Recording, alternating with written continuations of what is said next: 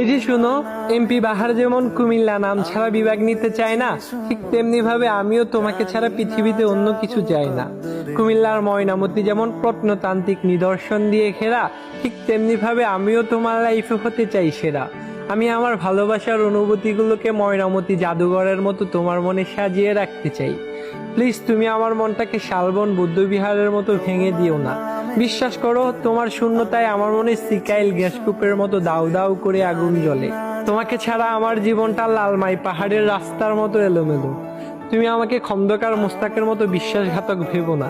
আমি ডাইনোসর পার্কের ডাইনোসরদের মতো তোমাকে কখনো ভয় দেখাবো না।